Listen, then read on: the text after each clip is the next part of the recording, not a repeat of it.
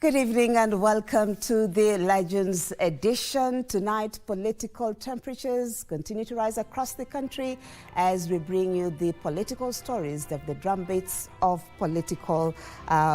politics that is from our politicians. But right about now, we want to begin with the highlights. First, my name is Yambo, and definitely helping me on the sign language is Byron Abuli. Let's get the highlights.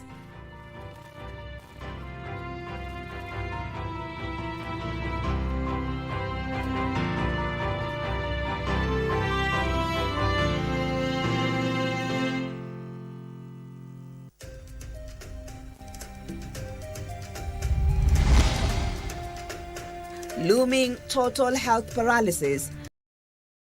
Extend strike to if stalemate is not resolved days. Inatutegemea sisi. Kujenga taifa inatutegemea sisi. I will stamp out exclusionism.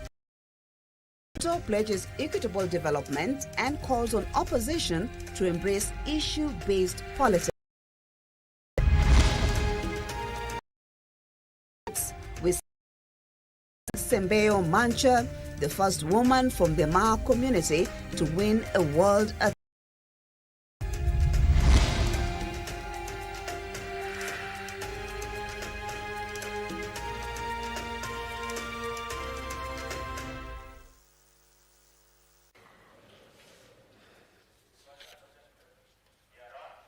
We want to begin on the health sector, where the paralysis that has rocked the provision of healthcare in counties risks extending to referral facilities if the government fails to resolve the ongoing nurses' strike in the next 7 days. The Kenya National Union of Nurses insists that nurses will remain on strike until the Salaries and Remuneration Commission issues a letter of no objection to the agreement reached under their collective bargaining agreement. Let's get more with Jacqueline Masharia.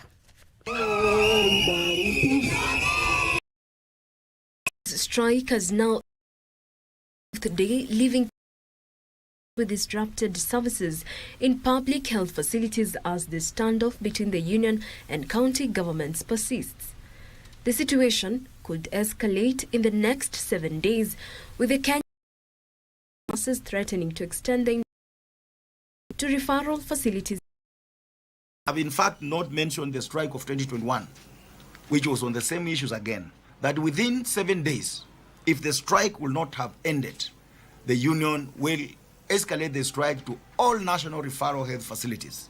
The Union Secretary General Seth Panyako claims nurses have run out of patience after waiting for a decade, alleging repeated delays in the implementation of agreements between the union and the devolved units. 2016 up to now is almost 10 years. Our colleagues that had agreement in 2017 have had those agreements honored and arrears have been paid. We don't understand why the people charged with the responsibility of managing health in this country feel like nurses are not important and they should not, agreement ended between the government and the nurses should not be honored. Panyako further accuses the Salaries and Remuneration Committee of dragging its feet in formally acknowledging the agreement that was reached. He ruled out possibilities for further negotiations, saying the hardline position taken by the union is geared towards security of the CBA. There will be no calling off this strike. If somebody is thinking we'll call it off, atoyo kwa mind kabisa mpaka tuone a letter of no objection. The union has also taken issue with court interventions in the dispute, with Panyako maintaining that the union is prepared to appear before the courts but will not suspend the strike without a resolution to the outstanding. Jacqueline Mashari edition. Well, let's head over to Machakos, where President William Ruto has vowed to end the politics of exclusion, saying every part of the country will benefit from government development projects, regardless of voting patterns. Speaking in Machakos County, President Ruto said the Kenya Kwanza administration will leverage development to dismantle tribal politics. The head of state, President chief guest at the Machakos Scott Christian University ABC Women Faith Congress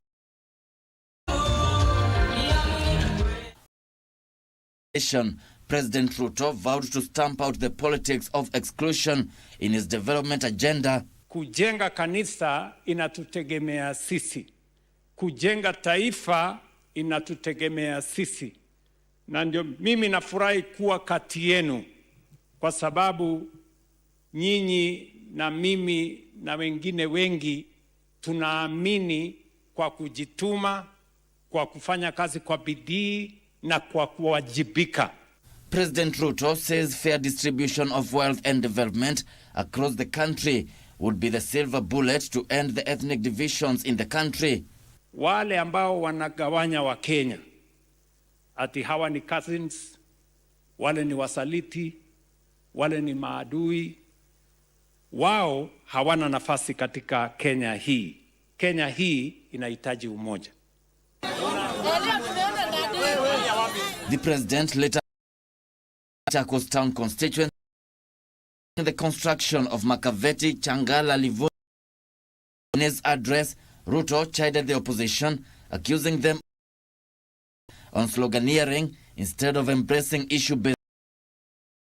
Nyinyi watu wa Makaveti, nyinyi mmejiandikisha ndani ya SHA ama bado mnangoja? Mmejiandikisha ndani ya SHA ama mnasikia maneno ya wale matapeli? Wale wakora ambao hawajajiandikisha wanasema SHA haifanyi. The president says he will present his development record to the 7 general election for wale vijana 1,100,000 wanafanya kazi kwa housing, wanafanya kazi kwa markets, wanafanya kazi kwa hostels. Wewe utawapeleka wapi? Hao watu wako na alternative? Wako na kazi ya mpango ya mbadala? Ya watu wako chini sana bwana. Wako chini sana. Tafuteni maono, tafuteni mpango, tafuteni agenda, ndio mulete kwa hao wananchi. Hao wananchi wako na akili, watapima, wataweka kwa mizani, watajua ni nani yako na agenda, nani hana, ama namna gani. Political leaders rallied their supporters to support his re-election owing to projects he has implemented in the Kabani region. Gishoki Washira.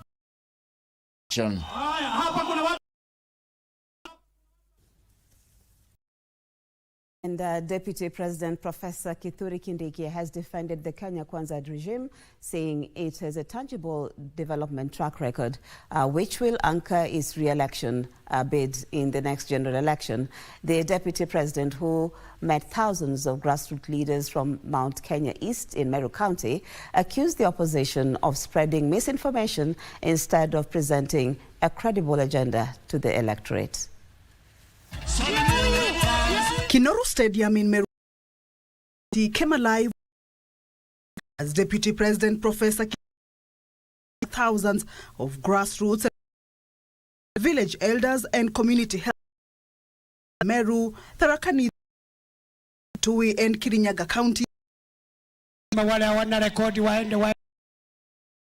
Development and taking center stage as Professor Kindiki highlighted milestones of the bottom-up transformation agenda here for all to see. Mimi na William Ruto tumejipanga vibaya sana. Ati kiongozi anasema atachaguliwa kwa sababu his nickname ati anamuita Kasongo, akapatia deputy soprano. My friend, if that is the kind, let me tell you, my friend, your days in politics are numbered. I announce to you today, mene tekelu parsin. Of peddling falsehoods while the worked to deliver to Kenyans, the Deputy President is taking off the gloves to. Sasa ni wakati wa kujuana mbivu na wale ambao ni wanaume ambao ni watu fake. Tuonane mundu kwa mundu, face to face, eyeball to eyeball. The meeting at Kinoru also saw grassroots leaders from the counties of Mount Kenya East region unanimously ratifying the endorsement of President William in the next general election. He also maintained that Professor Kindiki's undisputed choice for 27 rests to stand for the Legends edition. Democracy for Citizens Party DCP leader Rigathi Gachagua has alleged a plot by state actors to plant proxy political parties in the populous Mount Kenya to divide the region's voting power. Gachagua sought to allay fears among aspirants in the region who are seeking refuge in parties other than the DCP, promising free and fair nominations. The opposition brigade on Saturday stormed Yambo County to consolidate the mountain vote. Gachagua actors to divide the mountain into east and west to weaken the region's political strength. Wakikuyu, we are one people and nobody can divide of Yambo, the people of Yambo. In an apparent reference to the recently unveiled People's Party of Kenya by Kiharu MP Ndindi Nyoro, Gachagua says proxy political party as part of a wider scheme to weaken the region's vote. Hizo vyama unaambia wenye umewatuma kuwapatia pesa ati wajifanye wanapinga wewe na ni uongo. In Western Kenya, National Assembly Speaker Moses Wetangula has called on Bungoma County and the larger Western Kenya residents to enlist as voters to give the region a bigger stake in national politics. Takwimu zinaonyesha kwamba tuna watu 1430 wenye wako na vipande na wajajiandikisha kupiga kura. Wetangula further drummed up support for President William Ruto's re-election, saying his administration had overseen the equitable distribution of development. Tarehe 10 mwezi wa 8 mkitoka kwenda kupiga kura, tutakuwa tunasema nini? Tutakuwa tunasema nini? Secretary Kipchumba Murkomen has urged Kenyans to stay away from political meetings organized and infiltrated by goons. I am advising the citizens of Kenya not to attend rallies for politicians who are walking around with goons, because prevention is better than cure. While pledging the government's resolve to deal with hooliganism, Murkomen directed the Directorate of Criminal Investigations to conduct intelligence-led arrests of criminal elements planning chaos in any political meeting. Tumesema ya kwamba idara ya DCI inakabiliana na hawa watu wenye wako nia mbaya kabla hata mkutano ijaanza. Nikaribishe mwenyekiti. In Kericho, leaders allied to the Kenya Kwanza Alliance accused the opposition of orchestrating chaos in their own rallies. You cannot be the ones that are calling for a fair process, yet you are leading in moving around in truckloads of goons. Some of them were not here. This even as Trans Nzoia Governor George Natembeya sounded the alarm, alleging that there were sections of politicians from Western Kenya keen on sabotaging Nairobi Senator Edwin Sifuna's presidential ambitions. A war of words ensued between Natembeya and Kiminini legislator Kakai Bisau as the MP accused Sifuna of being an exclusionist. Ulikuja hapa Bungoma hapa ni mmoja wawili tujaka Wamboka na majimbo Kalasinga ndio wana support Sifuna. Hao wengine wote karibu 7 wote wamepotela ile. Nimekaa na Sifuna kama mwezi mmoja na nusu imepita. Nikamwambia tukae pamoja tushikane kama Waluya and we shape our future. Because mambo ya urais, it is not as easy as you think. Tilio Marco for Legends Edition. Well, and that story by Tilio Marco brings us to a first commercial break on the Legends edition, but there's still more news to come. Stay with us if you can.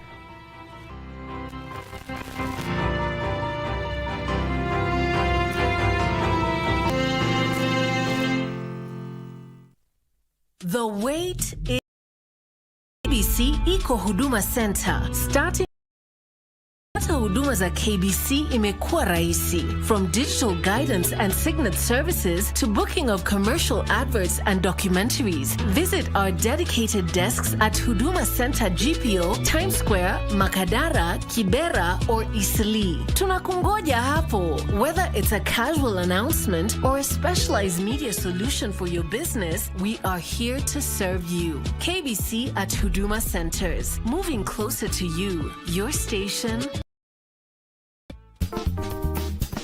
Kila mtu siku hizi anajua AI.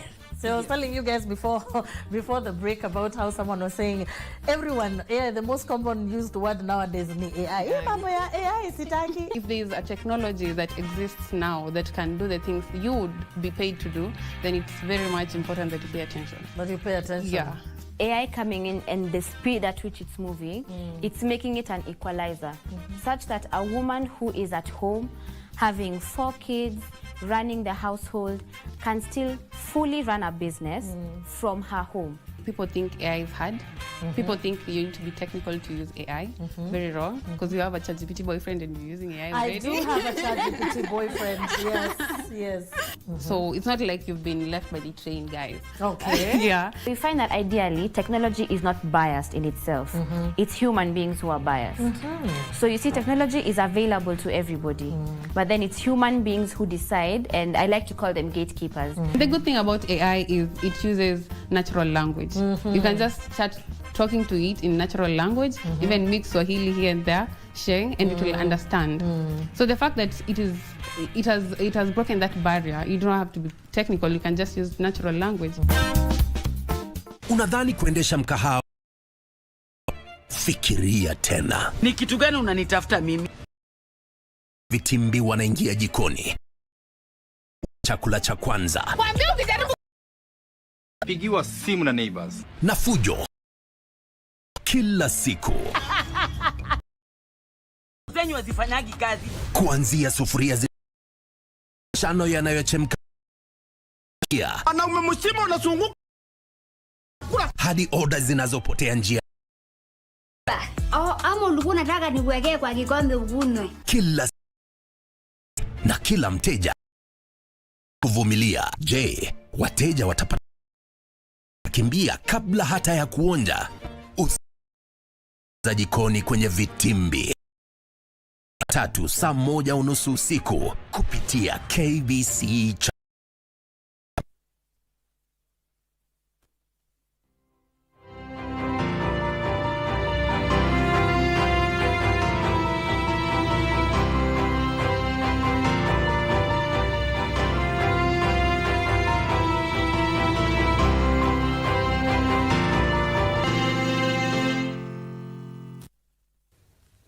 Welcome back to the Legends edition. We continue with the news, where tobacco use is costing Kenya billions of shillings every year, while thousands of young people are increasingly exposed to tobacco and new nicotine products. A new tobacco control data platform is providing policymakers with evidence on the scale of the problem, its economic impact, and the need for stronger regulation. Stakeholders are calling for closer engagement with government and parliament to translate the data into effective tobacco control policies. Tobacco use remains a significant public health concern in Kenya, its impact increasingly extending beyond hospitals and households to the wider economy. Imagine 75 to 90 billion every year. What would it do if it went to another sector of the economy? And so when we talk to the Treasury, we are basically telling them that if you raise tobacco taxes, that would reduce the consumption of tobacco products and therefore reduce the death and disease from tobacco. The economic burden at the household level is worrying. Because we smoke an average of 8 sticks a day for the average Kenyan smoker. And so in a month, they would be spending about 3,600 Kenya shillings on cigarettes.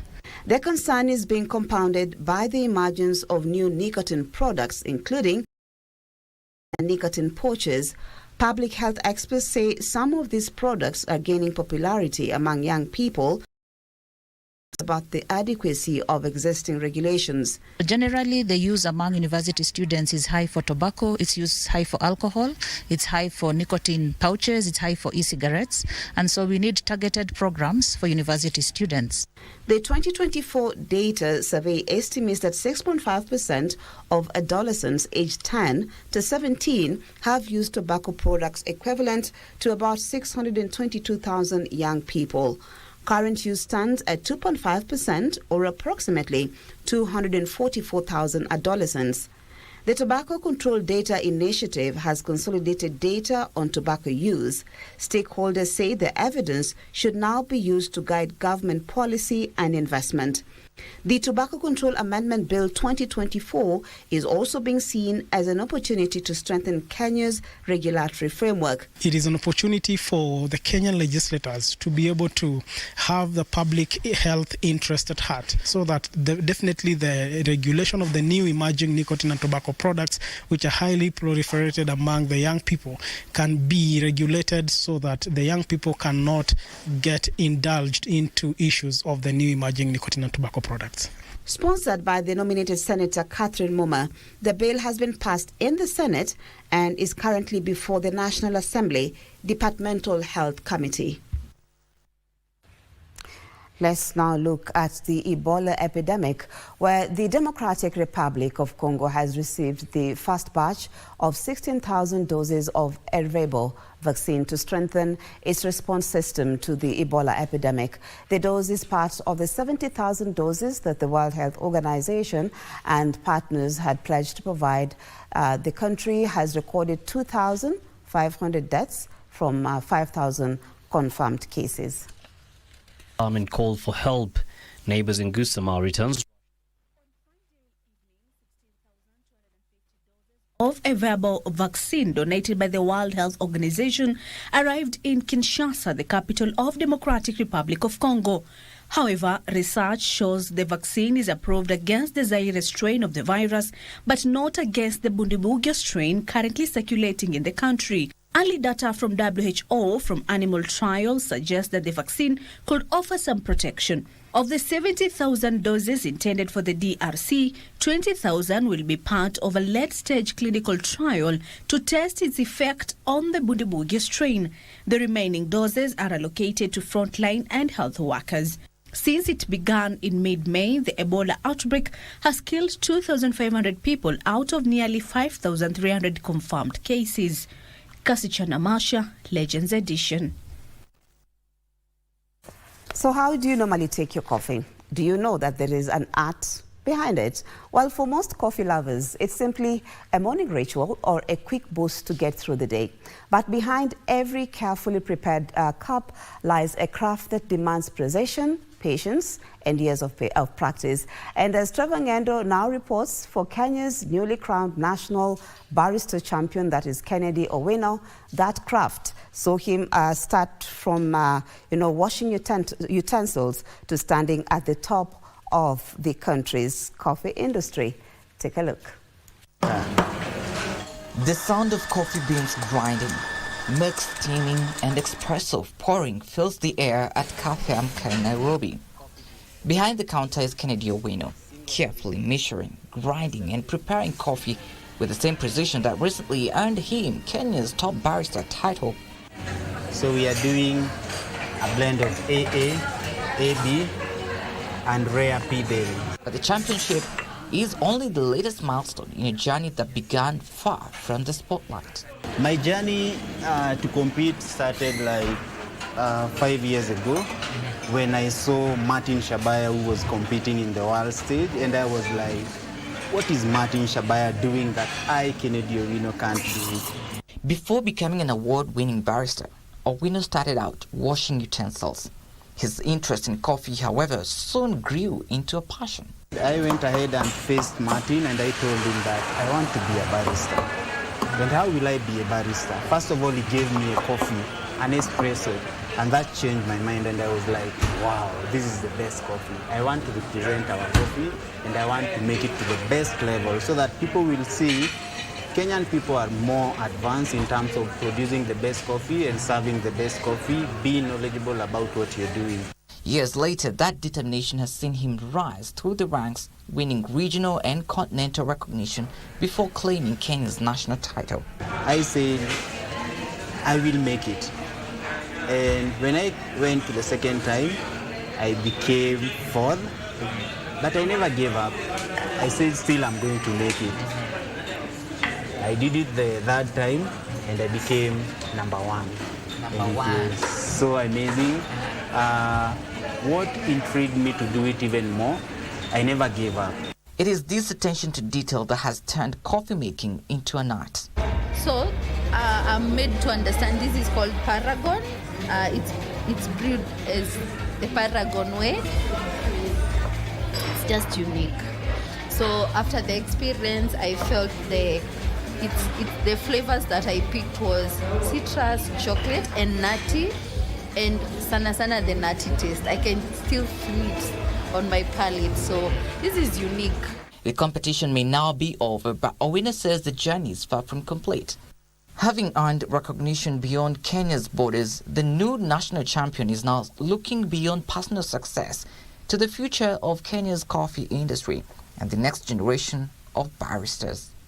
For many of us, coffee is simply just a drink. But for Kennedy, this cup of coffee represents years of practice, competition, and a relentless pursuit of perfection.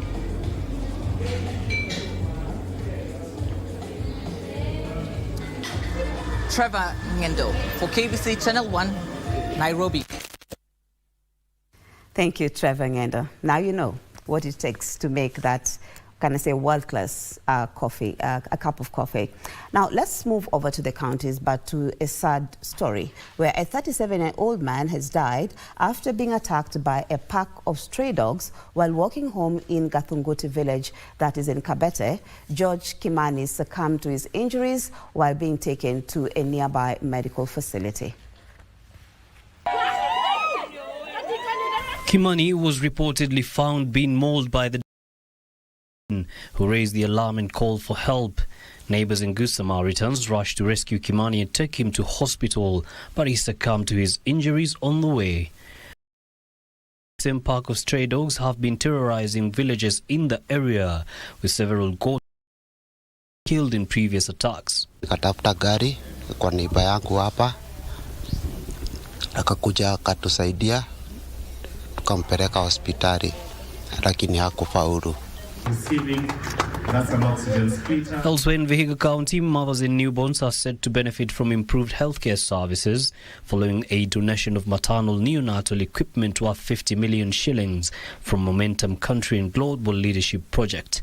We have serious policy and legal framework that ensure that this program is anchored, is part and parcel with the government program in our Department of Health, and it's a program that will continue in perpetuity.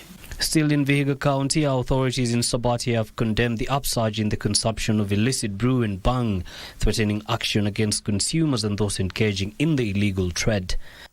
Na pombe zingine na mambo ya bangi hapa kwetu kuanzia Mudete mpaka Kivagala hakuna mahali tunaweza sema ni sawa. Si ni kweli?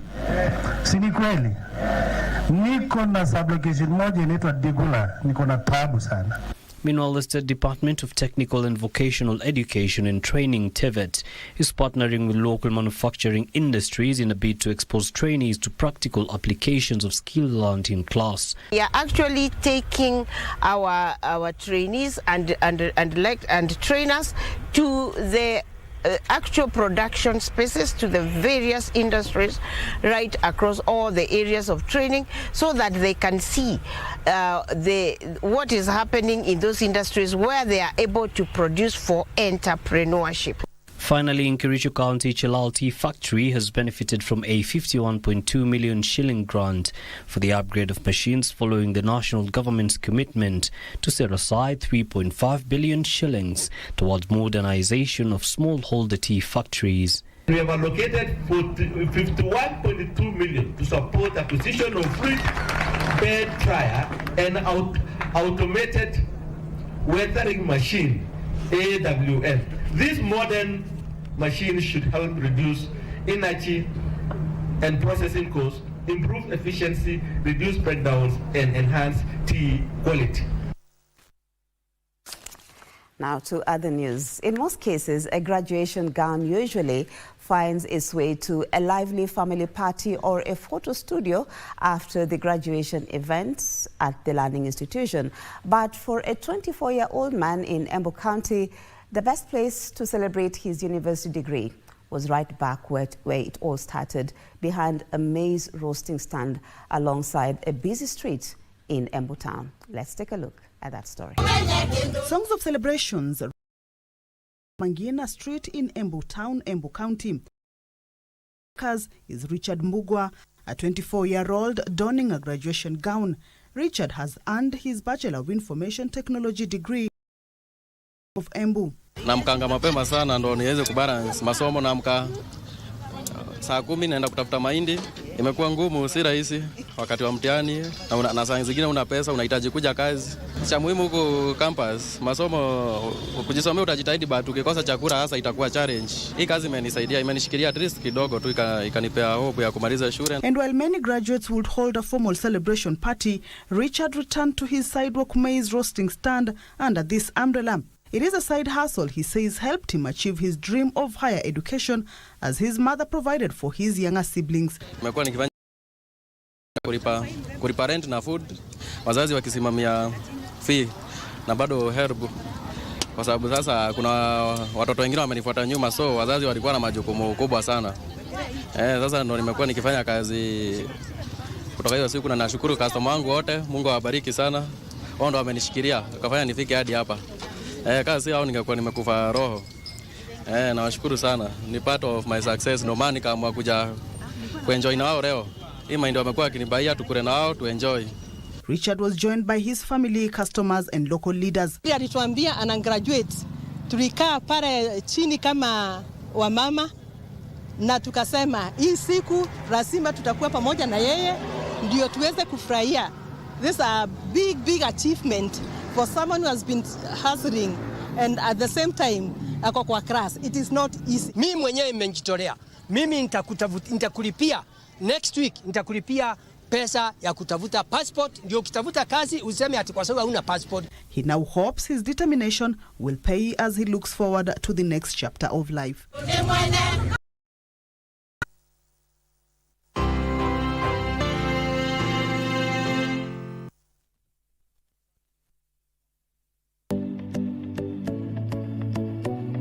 We are the Davons, and then one of the service, and we sat next to each other. Hivi ulikuwa umemnotice venye mulikanisha? No. We wacha. Anasemanga I ghosted him for like 3 months or so. This time I find a wife. I'm not letting her. For me, also he wasn't among the people I would date typically. We planned the first engagement, it fails. Like he's very romantic. The first time they came in kwa introduction, walikasirikiana. Our wedding was so beautiful, my dress. So haujai kuwa na challenge yake akiweka masocks sijui wapi? Never. Nikianza kukuja nguo lazima ati. We're expectant this year.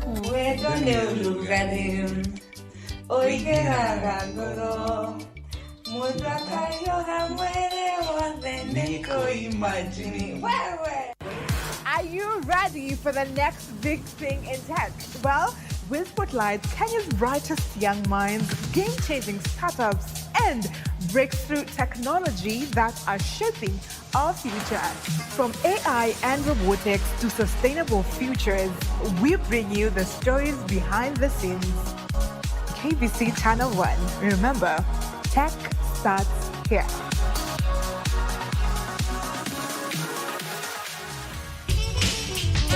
I had nowhere to turn. I had nothing. I was sinking. I was barely able to keep my head above water at this point.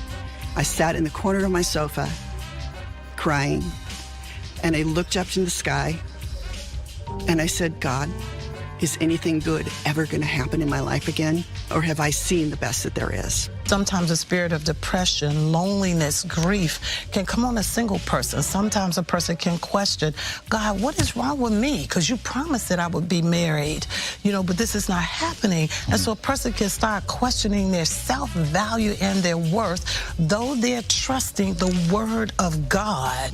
There's just something in me that I just wanted to be right with God. So it was never to really reconcile the marriage, but I said if we giving up on each other, let's not give up on God. No competition. No competition.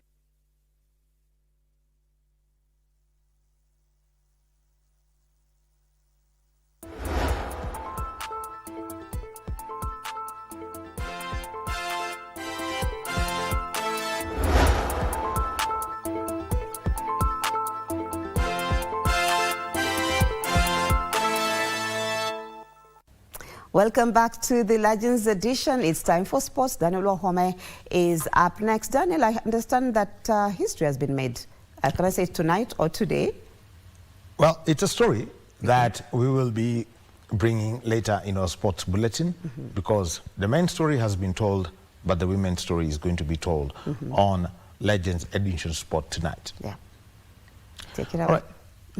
Let's get straight into the sport, and Kenya's Malkia strikers will begin their title defense on home soil with two debutants entrusted with a key defensive role as the 2026 CFVB Women's African Nations Volleyball Championship serves off on Tuesday in Nairobi. Kenya Volleyball Federation Deputy President Paul Bitok says preparations are complete as Malkia strikers seek to retain their continental title.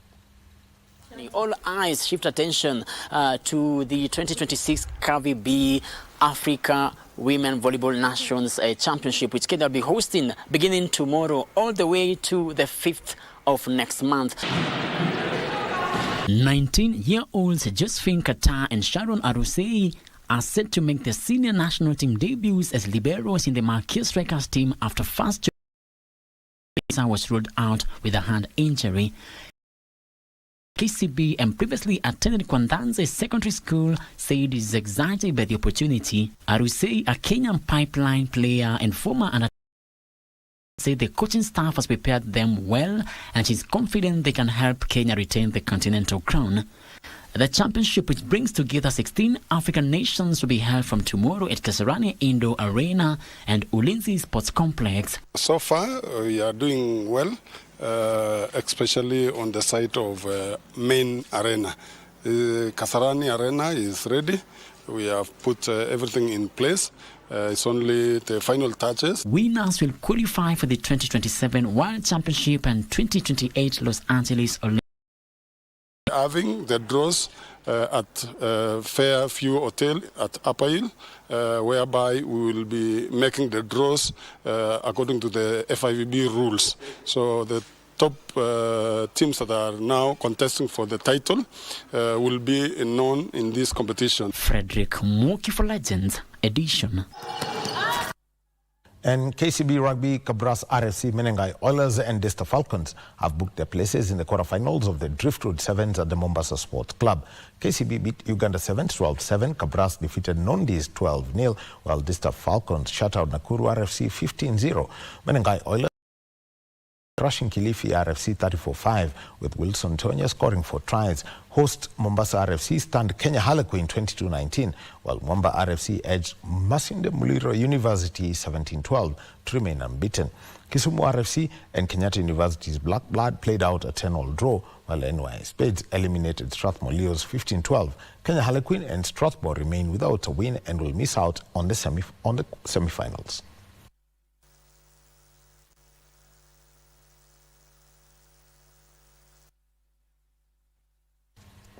And Olympic and world champion Emmanuel Wanyonyi produced the dominant display in the men's 800 meters at the Atletisma Lausanne Diamond League meeting, strengthening his position at the top of the Diamond League standings. Wanyonyi produced a powerful finish to overcome Algeria's Jamel Sejati and American Brandon Miller, with Canada's Marco Arop settling for 4th. The victory marked Wanyonyi's first Diamond League 800 meters win of the season.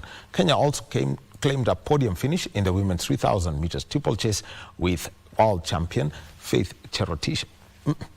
With Faith Cherotich, Commonwealth Games champion Faith Cherotich, finishing behind Bahrain's Winfred Yavi, who of 9 minutes 0.04 seconds.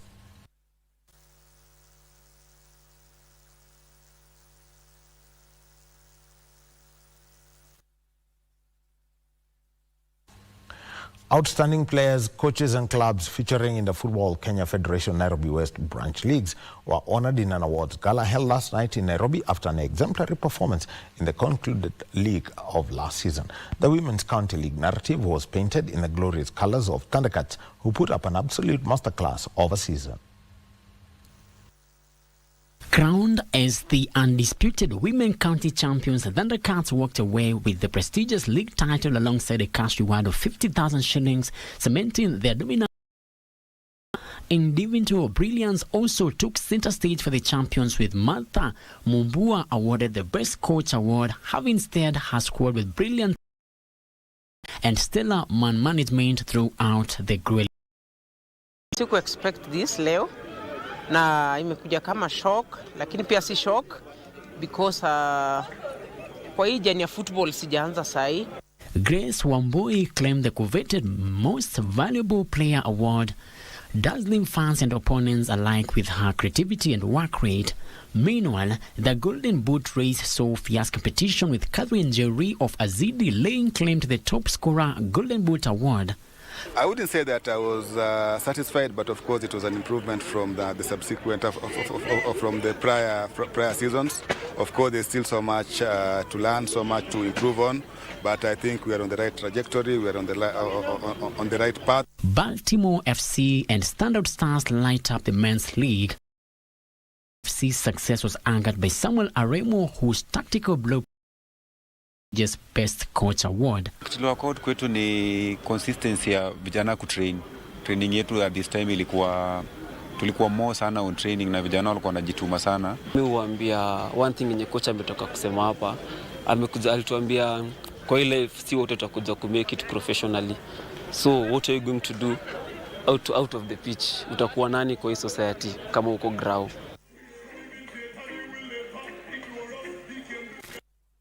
The National Scrabble Masters Championship has entered its decisive stages at Stima Club in Nairobi, with the country's top world game players battling for supremacy in the prestigious tournament. The championship is part of preparations ahead of the Africa Scrabble Championship, which will be held in October in Liberia. 15 slots are up for grabs in the ongoing Masters Championship. After 9 rounds of play, Chris Okioma has taken the early lead, recording 7 victories against 2 defeats. Okioma's strong start puts him in a favorable position as the championship moves into the next phase.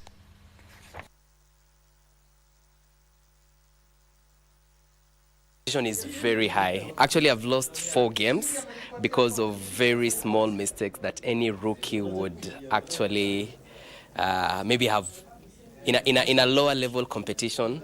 The opponent I would have won. Mimi ndo takuwa captain wa timu. Kwa sasa bado tuko na itilafu kubwa kabisa ya ufadhili wa government ama any other. Hiyo ndo kuanga changamoto kubwa sana, kwa sababu nchi zingine unaweza pata maybe wachezaji wao wanaweza kuwa wanajua even as per now that atashiriki, lakini sisi huenda ikawa wachezaji wanangoja mpaka dakika ya mwisho kabisa ndo wajue kama kutakuwa na ufadhili wowote.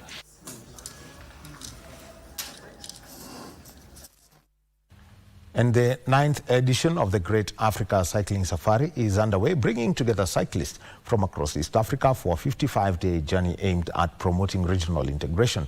The safari was officially launched on the 6th of August, with the riders set to cycle across 5 East African countries, using sport to bring communities together and showcase the region's tourism and cultural diversity. The cycling expedition covers thousands of kilometers and is not a competitive race. To take the message integration to communities, as I say, the safari, tourism, environmental, to people interaction with cyclists visiting communities and tourist destinations along the route.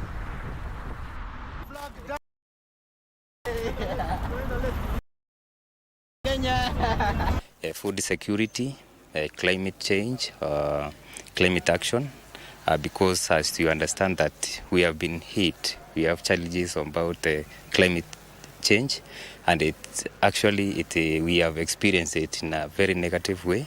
Kuna ile mapokezi tunapata kama hapa tumelialikwa, tumewekwa hapa ASK show na tumepatiwa sehemu nzuri, sehemu pana na tunatumai itapofika, tunaomba watu wajiunge na sisi pale Bomb Blast Memorial. Me, I just think everyone should come on board. Everyone who is in office, everyone who is a citizen, everyone who is in Africa, we should join hands and come together. Continue cycling about one issue. For me, this is the first time I've been entered in this group by the name Great Africa Cycling Club or Cycling Safari. It has been a journey as a cyclist. You know, we have come out as East Africans. East Africans has many countries, but for us, we are specific on one mission.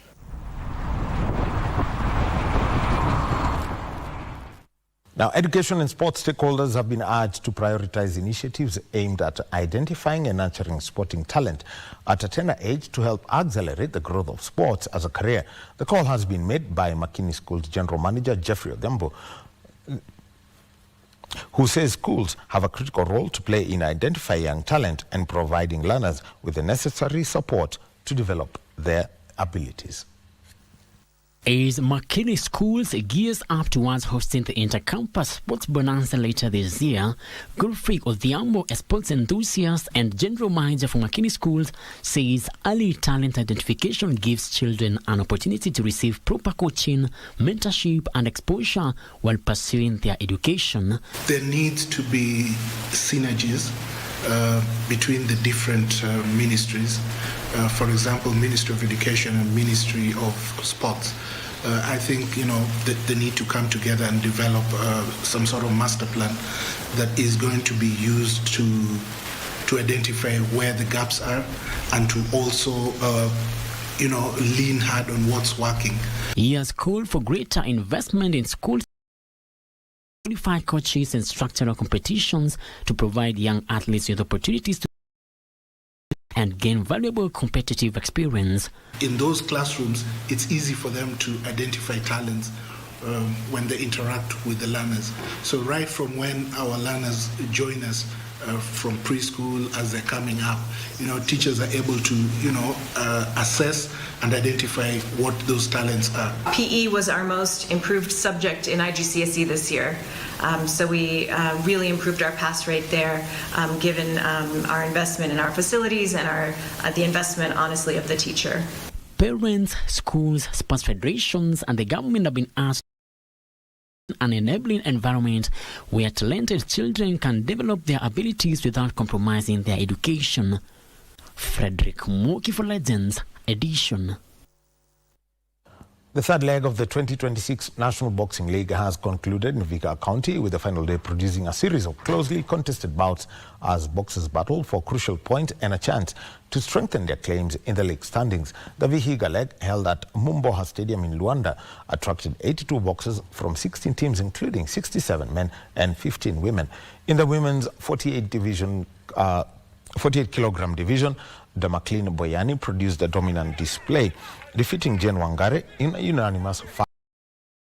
Clinton Omondi also registered a convincing 5-0 division over Stephen Alikiba in the men's 48 kilogram division. In the women's 54 kilogram division, Amina Martha overcame Mary Onyango, while Samuel Njao completed the list of victories with a 5-0 win over Benedict Juma in the 57 kilogram division.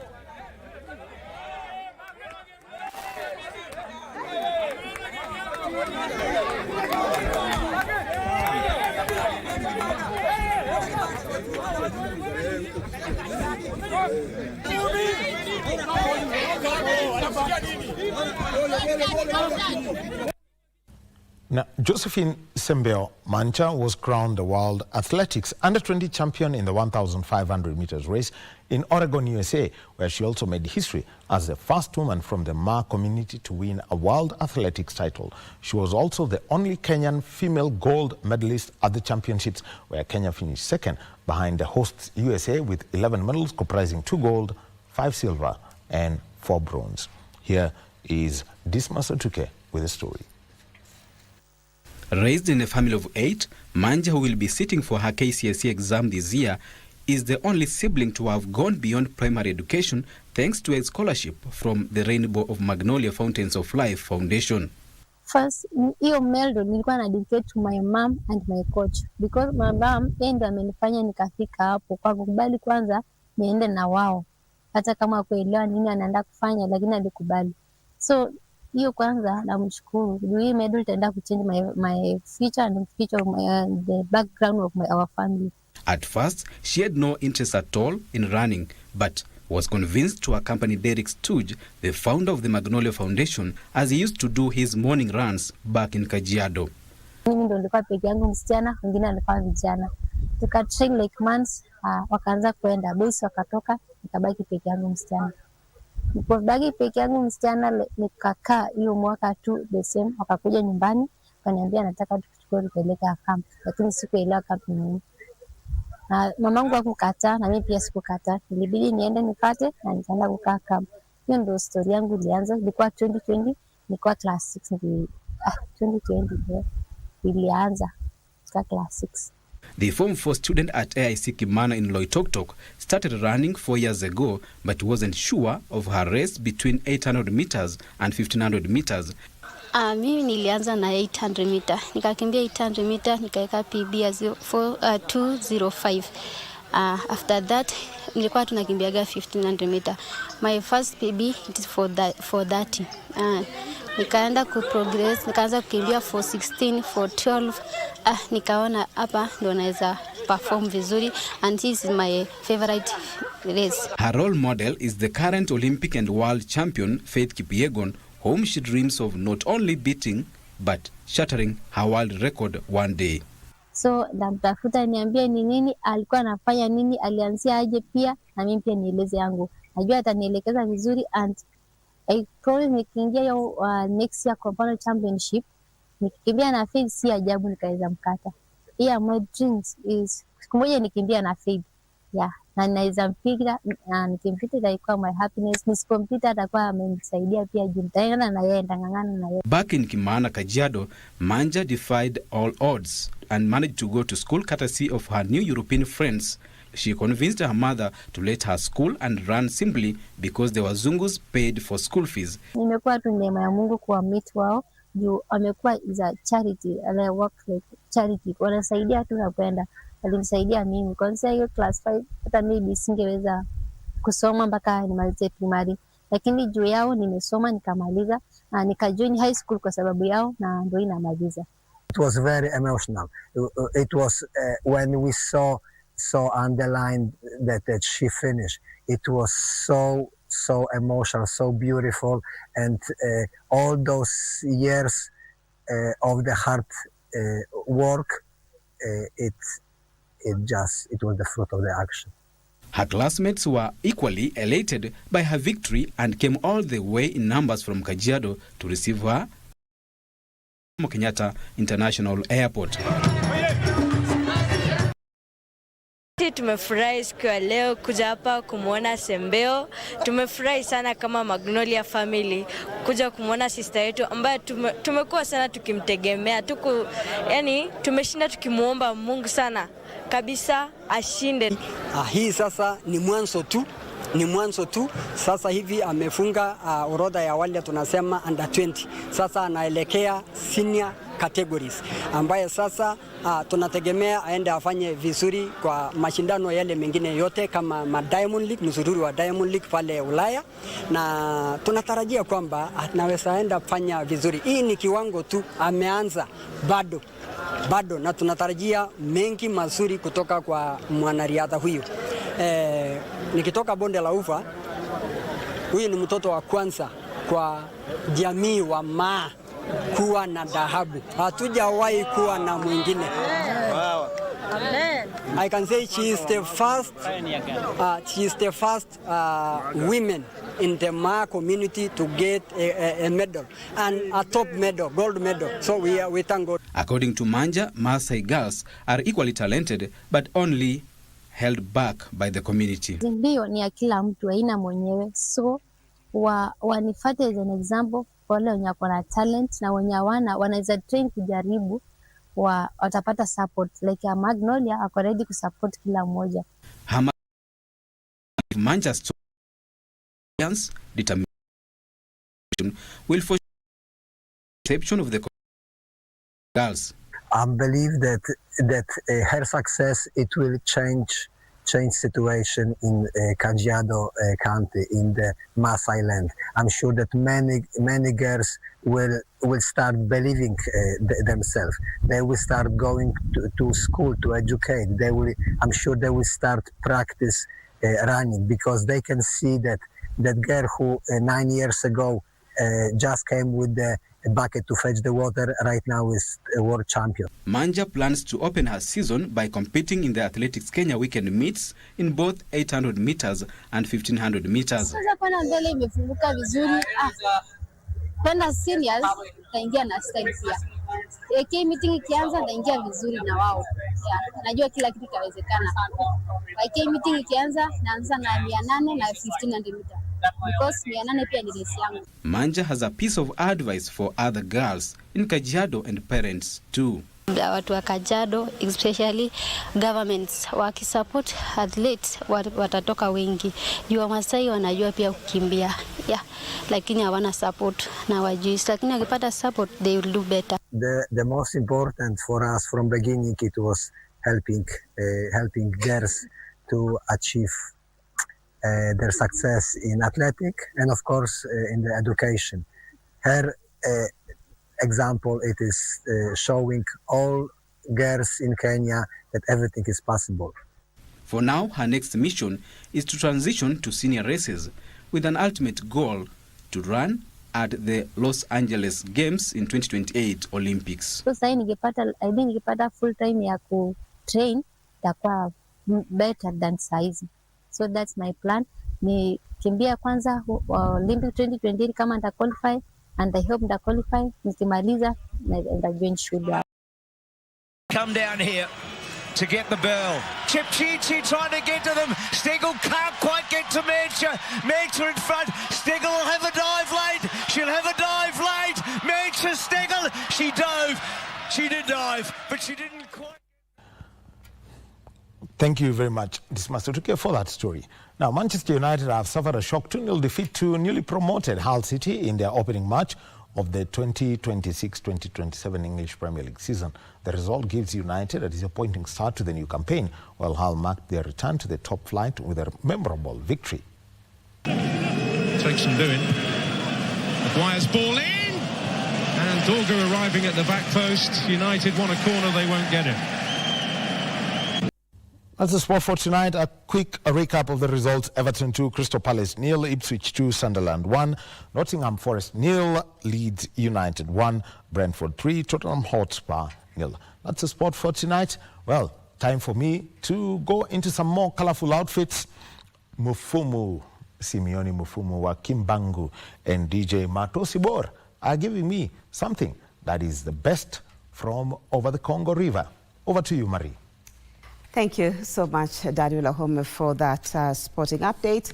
And as we put a cap on the Legends edition, 13-year-old Gift Murathime from Lare, Igembe North Sub-County, Meru County, has reunited with his family after dropping out of school and traveling to Isiolo County, where he allegedly secured a casual job as a herder. Gift's return home comes 2 weeks after KBC Channel 1 aired the story of his family agonizing such. And as you enjoy that family reunion, that's why we put a cap on the Legends edition. My name is Marie Yambo, and of course on the sign language was Byron Aboli. Do have a good night. A family in Lare, Igembe North Sub-County, Meru County is appealing for government intervention. When KBC Channel 1 highlighted this story on Sunday, August 9th, 2026, it was one of tears and despair for a family hurting and hoping to be reunited with its kin. 13-year-old Gift Muradhimi had dropped out of school and reportedly travelled to the neighbouring county of Isiolo in search of a job. But his family wanted their son back at home and in school. Ni dhuluma sana mtoto mdogo wa miaka 12 akienda kuandikwa huko Jangwani, na mwenye ameandika huyo mtoto ni mtu ambaye hata yeye ako na watoto wake. After this story was aired, a search and rescue mission was activated involving, among others, local authorities and the boda operators led by Elias Ndereba, chairman of Antutwebe boda operators. The mission was successful and today Gift is reunited with his family. Hatukuwa tumepata mafanikio, lakini kwa sasa tunashukuru Mungu kwa sababu tumempata na ndio huyu mtoto amepatikana, saizi yako kwa mikono yangu. Kwa hiyo tunaomba sivu na sabusivu na serikali ifanye uchunguzi, njoo hata huko huyo mtoto alikuwa inasemekana kuna watoto wengine huko wanateseka na si hata wanakaa mzuri. The teenager is eager to go back to school and does not wish to return to the grazing zones. Mimi nimerudi, mimi nataka kusoma. Mimi mali nimetoka ni mbaya na mimi siwezi rudi huko tena, mimi nitaenda shule. Yusufar reporting for the Legends edition.